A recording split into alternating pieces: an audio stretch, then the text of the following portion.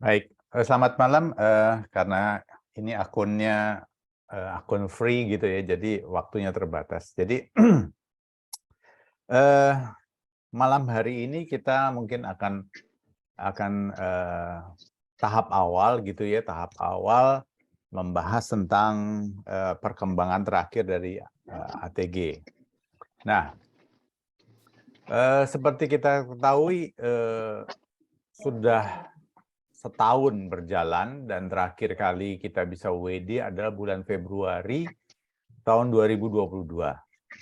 Selama ini, pihak manajemen by the way, penjelasan saya malam hari ini unofficial sifatnya ya, jadi saya tidak mewakili manajemen, karena manajemen juga tidak pernah membuat statement apa-apa, tidak pernah memberikan penjelasan apa-apa, jadi semua yang kita dapat, sifatnya yang saya dapat tepatnya, semuanya sifatnya adalah unofficial. Jadi, saya dapat dari berbagai pihak gitu. Nah, dalam perkembangannya, saya melihat ya di tahun lalu, ATG serius lah gitu ya, dari update-nya membahas tentang, mengelola atau mengurus tentang masalah perizinan gitu. Jadi sehingga saya punya, kepercayaan begitu bahwa ini bisnisnya akan lanjut dan benar sepertinya begitu.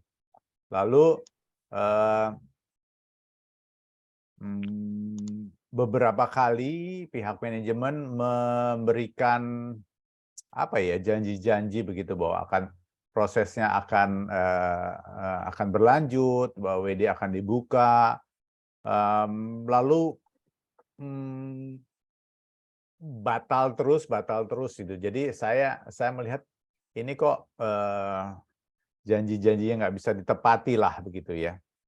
Jadi, saya kecewa juga gitu ketika saya coba untuk percaya pada manajemen, tapi manajemennya kok begitu. Nah, seiring dengan berkembangnya perjalanan waktu, semakin sedikit informasi yang diberikan oleh manajemen.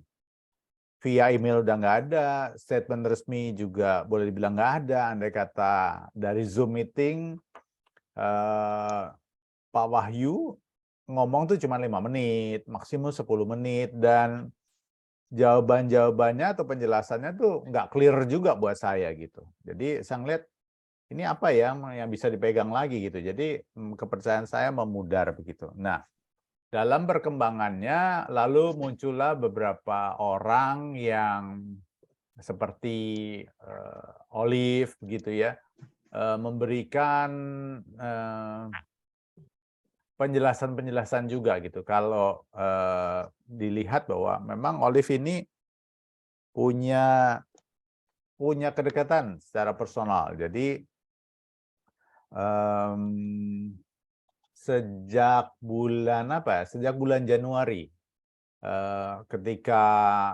kan kalau di tahun lalu kalau teman-teman mengikuti Instagram-nya, Olive ini masih mendukung gitu ya, masih mendukung, ATG, WK karena ya ya tadi dia dapat informasi-informasi yang boleh dibilang A1. Nah, di bulan Januari akhirnya saya bisa kontak langsung tuh dengan Olive gitu ya. Saya ngobrol, via telepon, via WA, dan kadang-kadang, saya kontak dia atau kadang-kadang dia juga kontak saya. Jadi terakhir kami kontak itu 2 hari yang lalu kalau nggak salah. Jadi dia telepon saya, kadang-kadang kita kok bicara suka setengah jaman lah begitu. Jadi, eee, intinya adalah bahwa, mmm, seperti yang sudah saya pernah sampaikan bahwa saya personal memberi target waktu sampai akhir Februari gitu ya. Jadi masih menunggu sampai akhir Februari. Jika, di akhir Februari ini pihak manajemen tidak memberikan action, langkah pasti, maka saya mempersiapkan untuk mengambil langkah-langkah hukum untuk bisa membantu para member di grup saya dan juga mungkin grupnya Pak Bobi begitu ya, untuk bisa mulai mengambil langkah nyata gitu untuk bisa mendapatkan hak para member. Nah, jadi kalau jadi malam ini saya ingin share dulu ya, saya ingin share perkara nanti setiap member kan punya kebebasan untuk mengambil keputusan. Apakah mau mengikuti langkah yang saya ambil atau terus berjalan percaya untuk bisa mengikuti perkembangannya ATG gitu. Jadi saya serahkan, itu bebas-bebas saja. Tapi nanti kalau misalkan teman-teman yang setuju untuk mengambil langkah yang sama, maka saya akan membuat satu WA grup baru untuk tempat kita koordinasi gitu ya, supaya langkah berikutnya bisa kita saling kontak.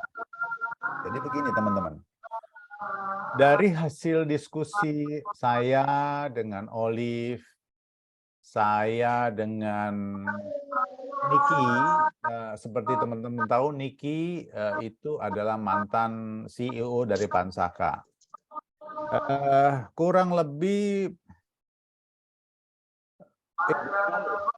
bulan Februari, saya akhirnya kontak dengan Niki bukan hanya via Instagram, tapi kita ngobrol begitu. Isi pembicaraannya adalah itu yang membuat saya semakin mantap untuk mengambil langkah yang akan saya ambil. Kenapa begitu?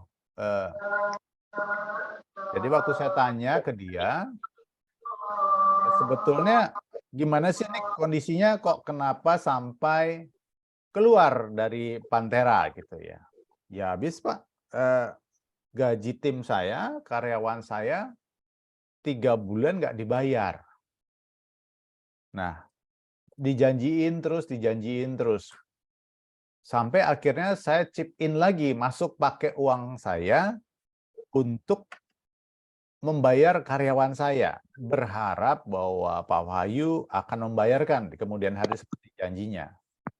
Dan ternyata enggak gitu. Sampai akhirnya bulan Desember enggak juga, makanya dia ambil keputusan untuk keluar. Kenapa Niki insist untuk bantu Pak Wahyu? Karena ada uang bapaknya, mungkin ya di atas 1 miliar lah begitu. Uang keluarga besarnya, kerabatnya, juga uang pacarnya masuk ke situ. Sehingga dia merasa punya kewajiban moral untuk membantu supaya bisnis ini bisa jalan dan uang itu bisa di-withdraw, dikembalikan gitu. Tapi apa yang terjadi ternyata ketika kalau boleh dibilang selama dia menjabat dari CEO, itu kemana-mana itu Niki bersama Pak Wahyu. Waktu ngurus di Coin Store untuk supaya Lego Coin bisa berjalan, itu Niki yang ngurus. Lalu waktu negosiasi ke sana ke sini, ke berbagai kota, Niki yang jalan.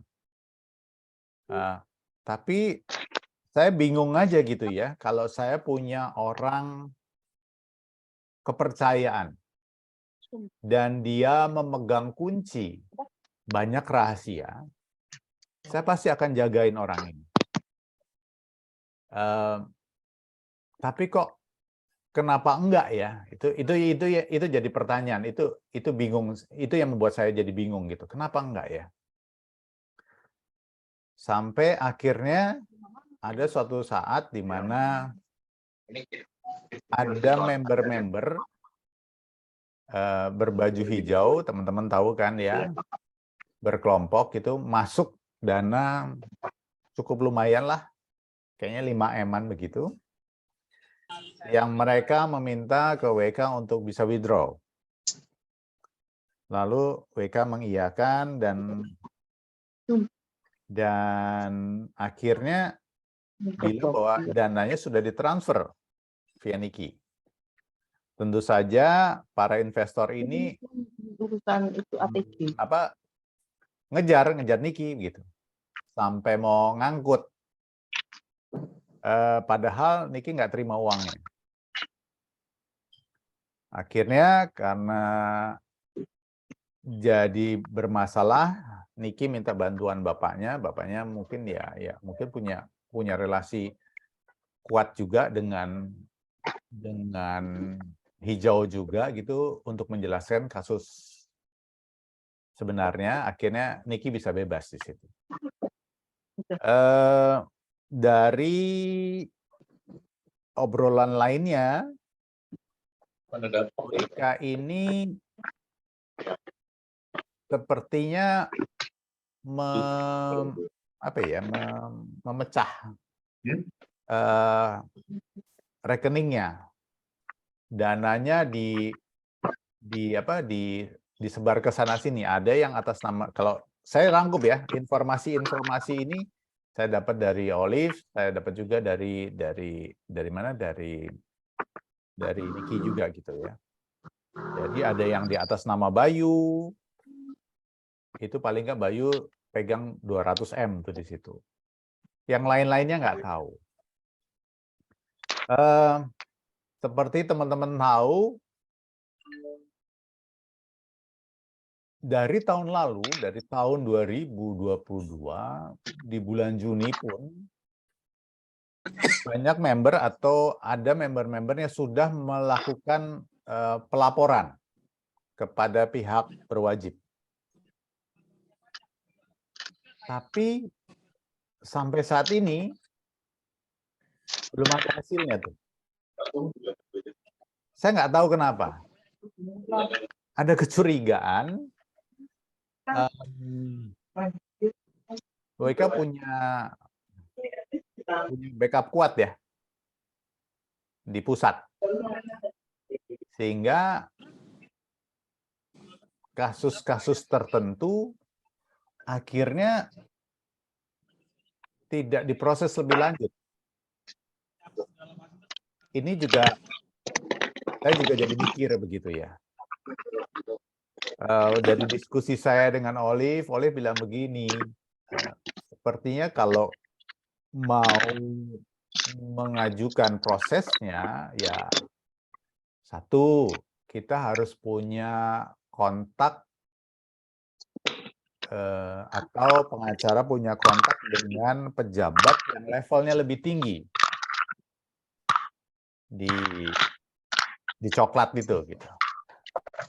Atau punya koneksi hijau, atau tambahan lagi melibatkan media supaya gaungnya itu kedengeran begitu.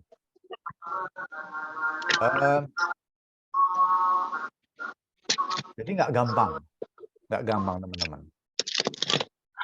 Kalau ditanya duitnya ada nggak sih? Nah, saya mundur lagi nih.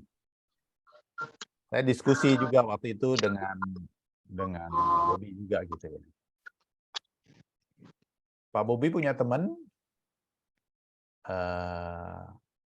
temennya punya teman di mana dia ngurus brokerage di Cyprus. Rupanya Lego Market itu terdaftar atas nama Bayu sampai dengan tahun 2021 bulan September. Sampai dengan bulan September, arus dananya itu masih bisa kemonitor.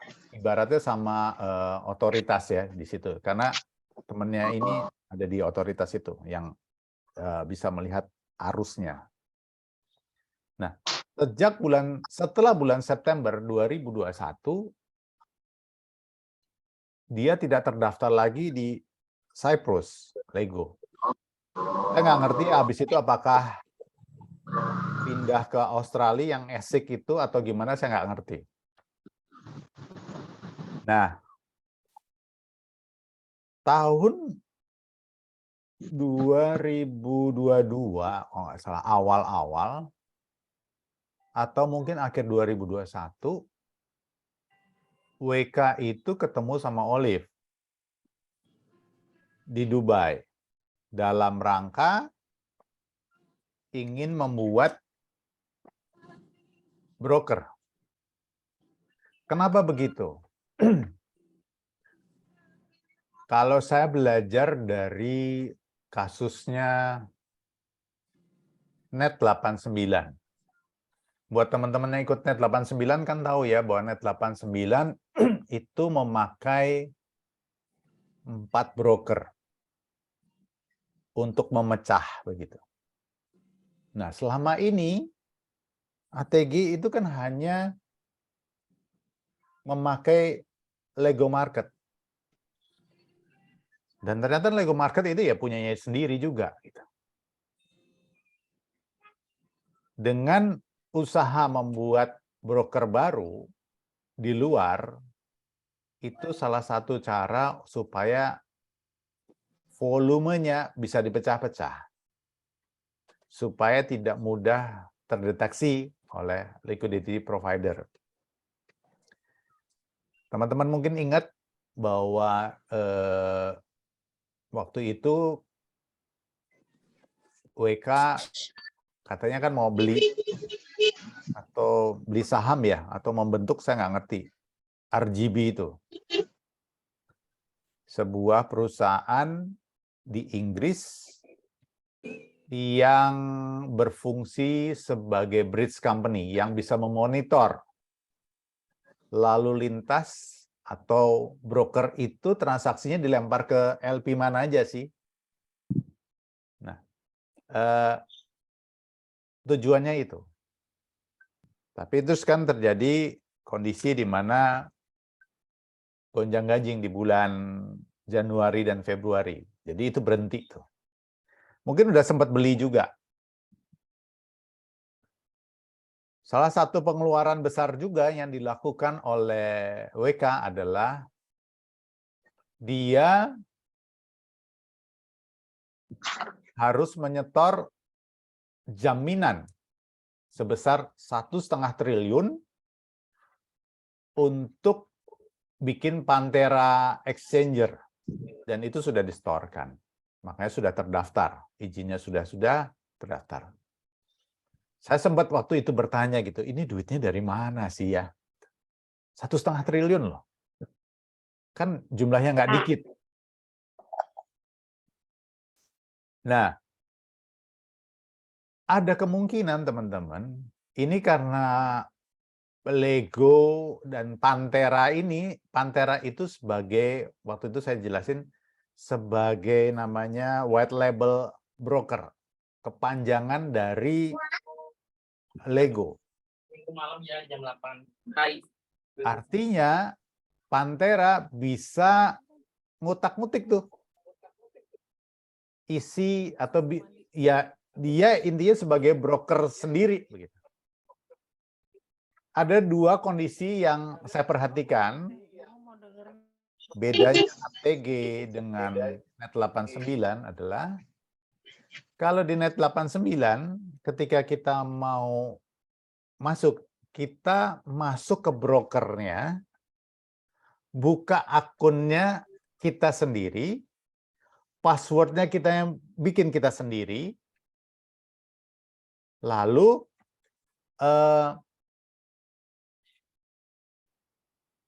kalau kita mau withdraw, itu kita masuk ke broker, dan kita memindahkan ke walletnya, dari wallet di broker baru pindah ke exchanger. Jadi exchanger nggak bisa tuh ngambil sendiri, nggak bisa. Berbeda dengan ATG, waktu kita buka akun Lego, jendela kita, Windows kita, gate kita ada lewat Pantera. Kita masukin data di situ. Artinya Pantera itu kan punya semua data kita, termasuk akses login kita semua. Karena gate kita di situ. Kenapa bisa begitu? Karena Pantera adalah white label dari Lego. Jadi dia broker juga. Berbeda dengan Net89. Broker dan Net89 itu berbeda. Saya dengar-dengar Bluff, broker yang terakhir dipakai oleh Net89 itu sahamnya punya Pak Andreas juga. Jadi dia bikin broker begitu sepertinya. Nah, ini jadi hal yang jadi complicated begitu ya. Terakhir ada orang ributin, kita tunggu SP3-nya keluar, SP3-nya keluar gitu ya. Saya melihat begini, teman-teman. Kalau orang-orang terdekatnya saja seperti Niki itu bisa dikorbankan, ya sementara dia pegang banyak rahasia, WK nyiram ke siapa aja dia tahu gitu. Maka siapapun bisa dikorbankan. Bahkan mungkin founder-founder itu bisa dikorbanin juga. Jadi itu sebabnya saya mengambil keputusan untuk pertama, saya berhenti dari ATG. Kenapa? Buat saya terlalu banyak hal-hal yang nggak konsisten aja. Saya berasumsi bahwa tradingnya ini beneran. Walaupun waktu saya ngobrol sama Niki, saya bisa kok Pak ganti-ganti angka di MT4 yang muncul di HP kita. Kenapa? Ya, broker bisa lakukan itu. Karena dia punya sistemnya. Itu yang membuat saya mikir, aduh, kemungkinan fake itu ada. Bisa jadi, sangat mungkin, di tahap-tahap awal, tradingnya beneran. Tapi ketika dananya terakumulasi terus, yang masuk-masuk terus, bingung mereka lemparnya kemana lagi. Ini kemungkinan asumsi. Ketika tradingnya bingung, mau dilempar kemana, akhirnya yang ditradingkan hanya sementara saja. Karena sistemnya itu dikendalikan oleh Pantera yang maka sebagian Mas Andri, tolong dong suruh mute dulu semuanya tuh. Ya. Jadi ada kemungkinan sejak bulan September tadi tahun 2021 sebagian dana member itu bisa jadi tidak ditradingkan, tapi dipindahkan masuk ke kripto. Kalau kita lihat historinya tahun 2021, ini asumsi saya ya, bisa jadi saya salah. 2021, September, Oktober, dan puncaknya di November 2021, kalau teman-teman lihat BTC, Bitcoin, itu kurvanya masih naik terus. Dan mulai bulan Desember, akhir November, dia mulai turun terjun. Jika kondisinya begitu dan member withdrawal, udah pasti kemungkinan dananya nggak cukup. Karena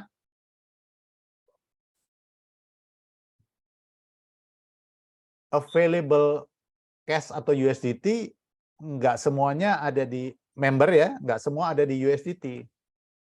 Bisa juga udah ada sebagiannya di kripto. Mungkin BTC. Teman-teman kalau ngikutin begitu ya, jangan khawatir. Sebentar lagi kita to the moon. Sebentar lagi kita to the moon. Nah, istilah-istilah to the moon itu paling sering dipakai oleh teman-teman yang suka trading kripto tuh. Kenapa? Kripto emang begitu kan? Ketika dia memasuki bisa terbang beneran tinggi banget tuh. Dan kalau dilihat BTC perkembangannya adalah mulai dari Januari kemarin dia sepertinya reversal. Setelah turun terus kalau teman-teman lihat gitu ya, dia mulai reversal. Tapi apakah confirm akan terbang ke atas? Kita lihat aja. Aduh, udah. Nah, beneran terbang apa enggak? Karena Bitcoin katanya sebentar lagi akan halving. Biasa kalau halving nilainya akan naik banget gitu. Nah, oleh karena itu saya memutuskan nanti kalau misalkan ini putus, saya akan bikin link baru lagi ya. Jadi please join aja gitu untuk kita diskusi. Saya nggak punya nggak langganan soalnya account yang berbayar. Jadi saya memutuskan untuk mengambil langkah untuk saya nggak bermusuhan gitu ya dengan lowongan WK. You mau bilang ke teman-teman yang lain atau yang masih percaya, oh saya mau bisnisnya akan jalan terus, silahkan aja, nggak apa-apa, terus saja. Tapi saya mau berhenti. Dan karena saya berasumsi tradingnya beneran, saya akan withdraw seluruh dana yang ada di MT4 saya. Baik yang ada di MT4 maupun ada di wallet. Masalahnya sekarang wallet, kita nggak bisa akses website ya. Saya dapat bocoran untuk MT4 itu, server MT4, itu per bulannya bayarnya $50.000. Jadi, I don't know, kenapa nggak on bisa jadi, ya depending, atau nggak ada duitnya atau gimana saya nggak tahu. Tapi langkah yang mau saya ambil adalah saya akan melalui jalur hukum, mungkin perdata ya, karena begini, saya tidak punya niat menghancurkan bisnis orang, saya tidak punya niat untuk memenjarakan orang, tujuan saya adalah bagaimana dana yang dimiliki oleh member itu kembali. Entah berapa persennya, itu urusan nanti. Tapi yang saya tuntut akan semua saldo di MT4. Kenapa ya? You berkembang karena uang atau dana nasabah kan, dana para member kan. Jadi kalau you bilang bahwa kita kembalikan depositnya, it's not fair. Kalau dia ngotot dana member aja, deposit aja, saya akan bisa indikasikan berarti you Ponzi. Kalau ditanya nggak bisa withdraw kok karena di freeze, termasuk dari Niki juga saya dapat informasi yang di freeze itu paling cuma berapa miliar sih operasional perusahaan aja kok. Saya lupa ya, 5 miliar apa 50 miliar begitu. Sementara dana yang ditradingkan itu kan triliunan ya. Jadi saya tetap insist bahwa akan yang saya ajukan adalah yang ada di MT4 karena buktinya itu. Kalau dia menolak, proses akan dilanjutkan namanya penggelapan. Lalu siapa sih pengacara yang akan dipakai gitu?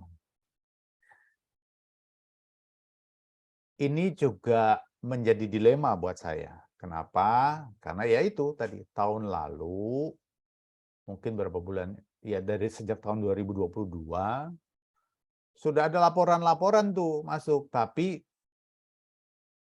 kok belum ada hasilnya ya. Plus, kita kan nggak tahu ya motivasi orang pengacara. Apakah dia sungguh memperjuangkan atau dia hanya cari uang receh aja gitu loh. Sekedar nanti ya udah kumpulin, bayar, kita bikin laporan. Selesai sampai laporan. Nggak ada tindak lanjutnya. Nggak ada update aktif dari pengacara. Itu yang saya nggak mau. 2 minggu yang lalu kalau nggak salah. 2 minggu yang lalu apa minggu lalu? Saya ketemu salah satu pengacara yang mengurus proses tuntutan dari mewakili ya korban-korban robot Fin88 dan DNA Pro. Ya mungkin ini lebih simpel karena mereka kan Fin88 dan DNA Pro sudah ada putusannya dari pihak berwajib kan, sehingga bisa diproses gitu. Kalau ATG kan enggak ya. Nah yang dari DNA dan Fin88 itu prosesnya sudah pengadilan. Jadi dia jelasin udah proses sidang keberapa gitu. Biasanya ada 17 kali persidangan tuh. Nah, ada kemungkinan saya bisa pakai dia. Atau dengan mempertimbangkan ada pengacara-pengacara yang sudah memprosesnya sejak tahun lalu tapi hasilnya belum ada, saya harus punya lawyer mungkin ya yang punya koneksi dengan pejabatnya lebih tinggi. Karena disinyalir bahwa yang backup WK sekarang ini adalah penggantinya Sambo. Itu teman-teman. Jadi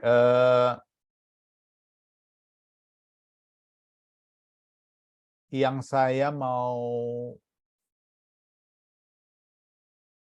infokan ke teman-teman adalah persiapkan, kalau teman-teman berminat begitu ya, persiapkan data-data MT4 terlebih dahulu dan data diri.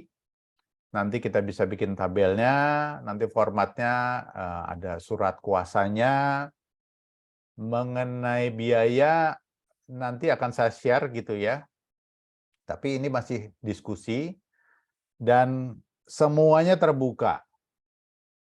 Kalau lihat di di grup Instagram Paguyuban itu jadi ribut begitu lah. Saya nggak mau begitu. Jadi saya paling nggak, saya harus kenal dulu orangnya, mekanismenya harus saya bisa monitor, update-nya itu terbuka, apa aja yang sudah dilakukan terbuka, supaya kita semua member tahu gitu. Ini prosesnya dijalanin bener apa enggak sih? Bagi saya, the worst thing itu saya persiapkan. Artinya end result-nya mungkin nggak berhasil begitu. Saya persiapkan itu. Tapi kayaknya kalau kita nggak melakukan apa-apa, kok nggak benar juga gitu. Jadi yang penting kita ikhtiar dulu. Hasil akhirnya ya kita serahkanlah pada Tuhan sambil kita kawal prosesnya. Ini 1 menit lagi udah mau habis. kita sambung nanti ya, teman-teman ya, ke jilid kedua untuk bisa kita tektokan. Tunggu 1 menit ini habis, saya akan bikin link baru lagi di grup. Please tinggal diketik aja, diklik aja.